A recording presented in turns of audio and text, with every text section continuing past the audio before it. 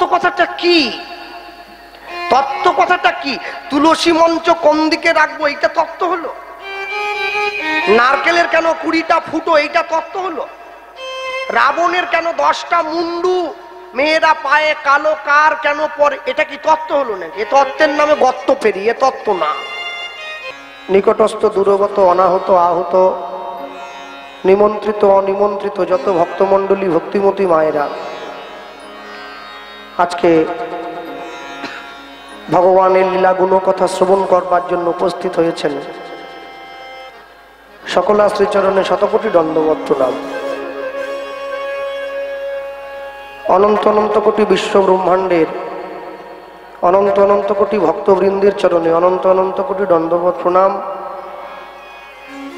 সারা বিশ্বের যত মহামানব যারা সাকারে নিরাকারে আমাদের মাঝে ইতিউতি অবস্থান করছেন, সকল মহামানব বর্গের শ্রীচরণে শতকোটি দণ্ডবৎ প্রণাম। মানুষকে সম্মান দিলে সেই সম্মান ঈশ্বরে মেলে, সর্বশাস্ত্রে তাহার প্রমাণ পাই।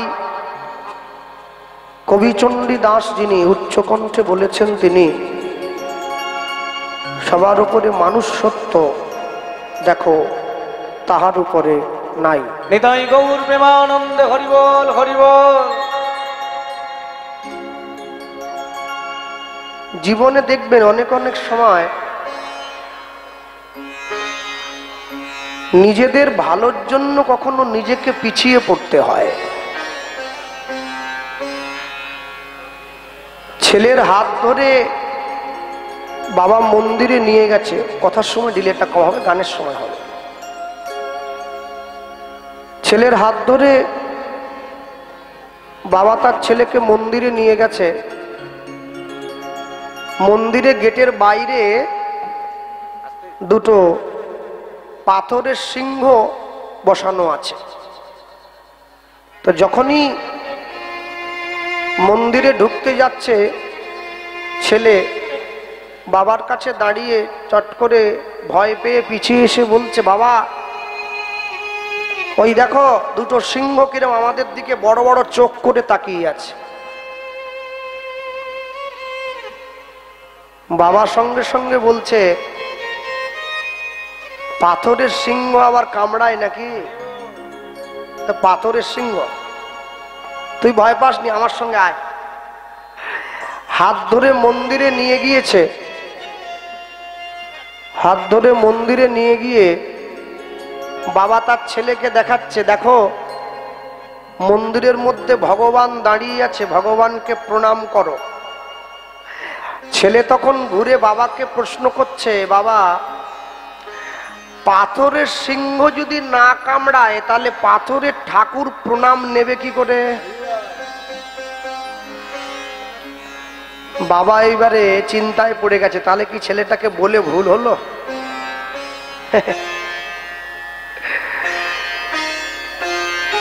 সব থেকে জীবনের বড় আশ্চর্য কি জানেন?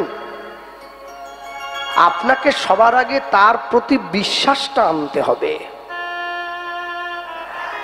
আমি যখন আসলাম 9টার সময়, আমি দেখলাম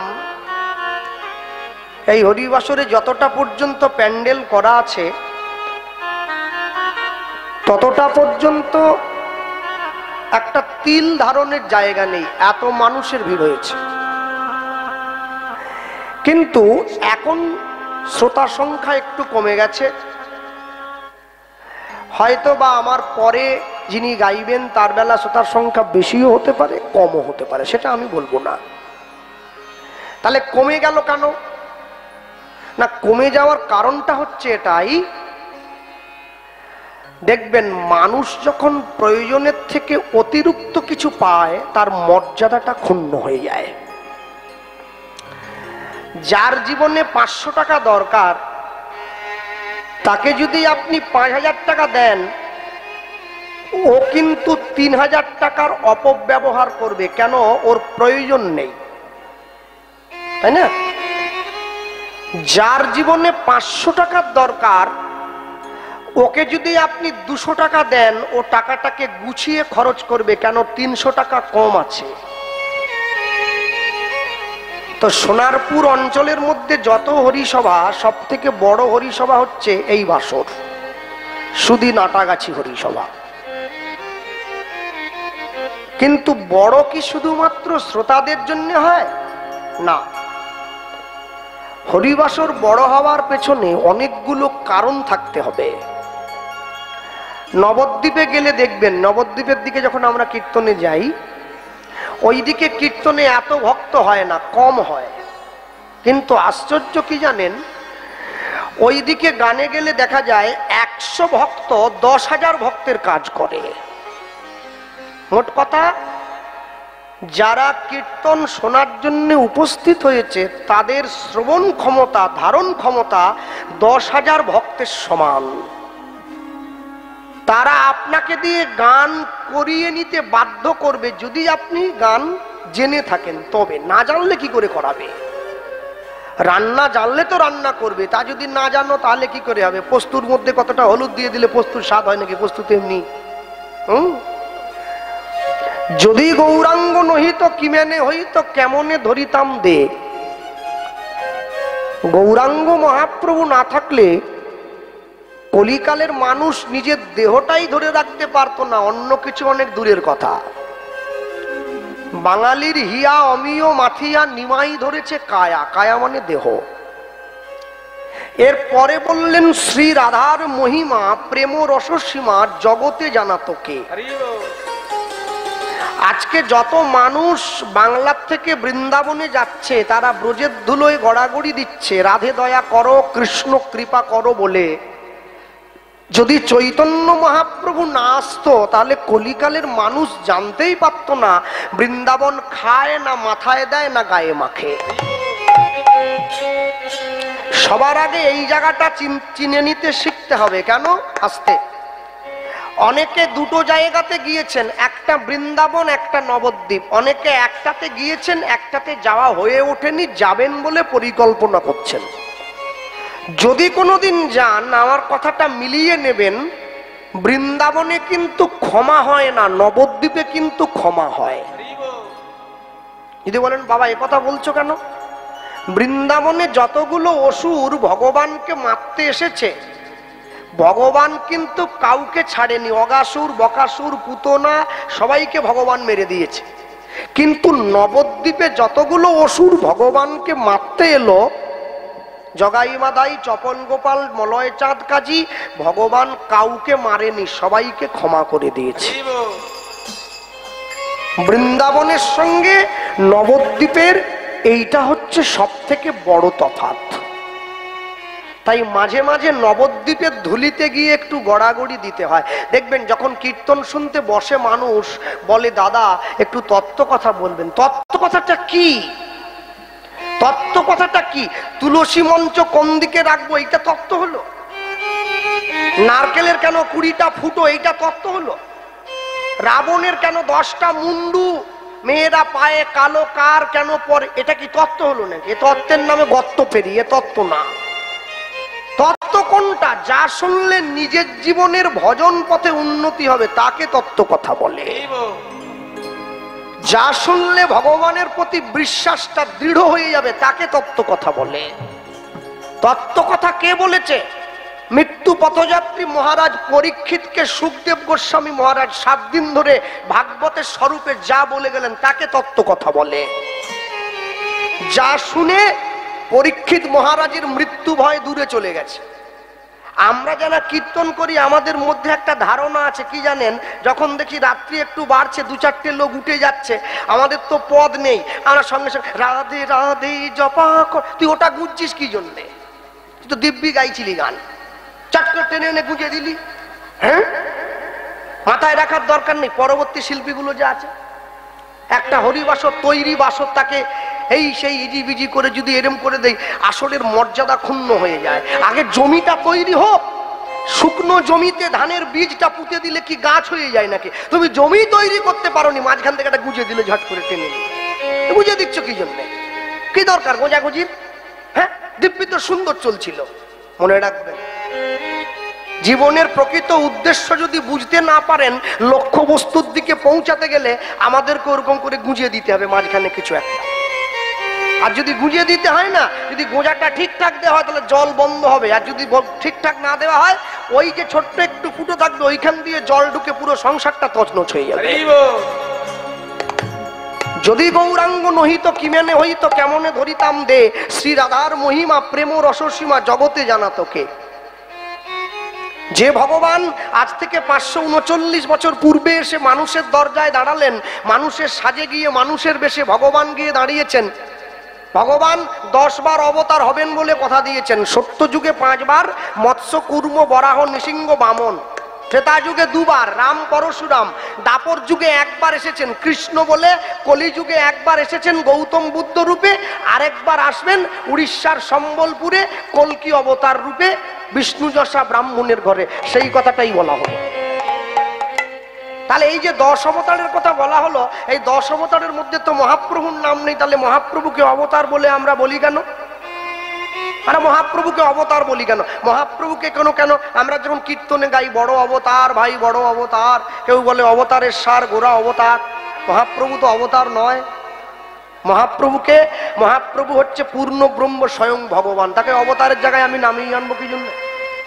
তাকে অবতার বলবো কি জন্য?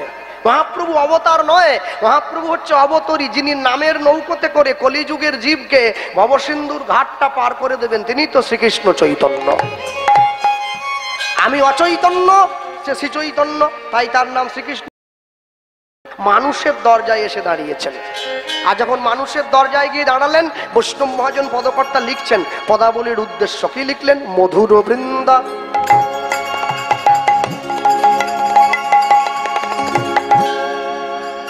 বিপিন বিপিন মাধুরী মাধুরী উলুধ্বনি হৃদয় গৌর হরিবল।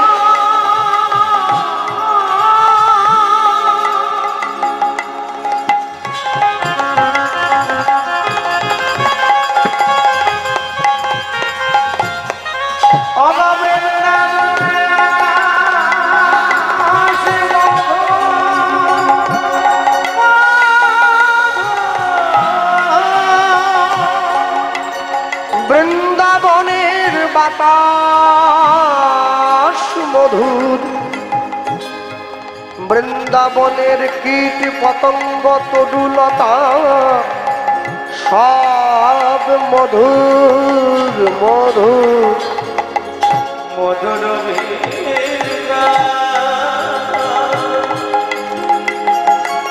ও ভাই বিপিন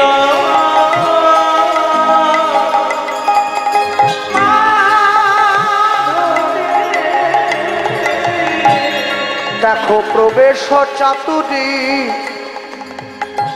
প্রবেশ চাতুরী প্রবেশ চাতুরী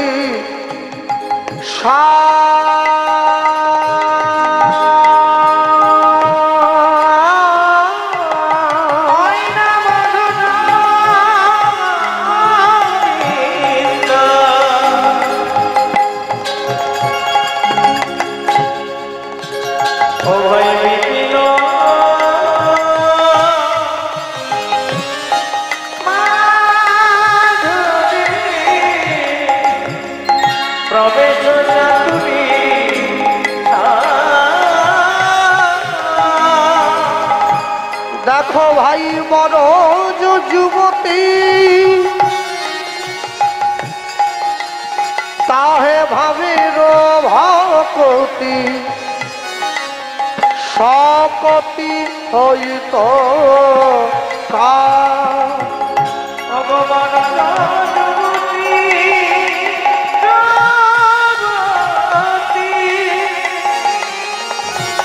ভাবের ভক্তি সকতি দেখো ভাই বড় যুবতী ভাবের ভকতি সকতি হইত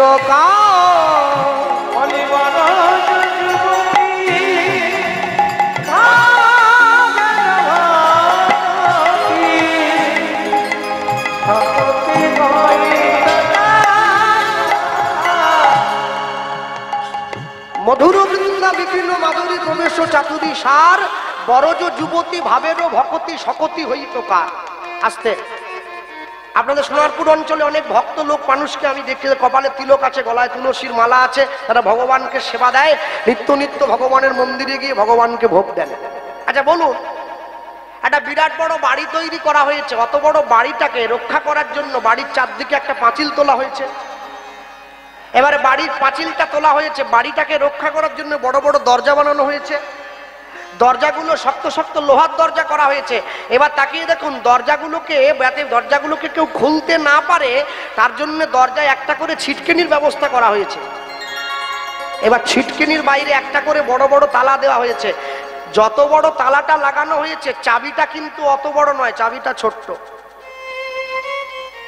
অত বড় পুরো বাড়িটার দায়িত্ব একটা ছোট্ট চাবির উপরে রাখা আছে। আমাদের মানব জীবনের চাবিটা খুবই ছোট্ট। চাবিটা কে জানেন? আমাদের মানব জীবনের চাবিটা হচ্ছে পরমাত্মা রূপী ভগবান, যাকে চোখে দেখা যায় না, অনুভব করে নিতে হয়।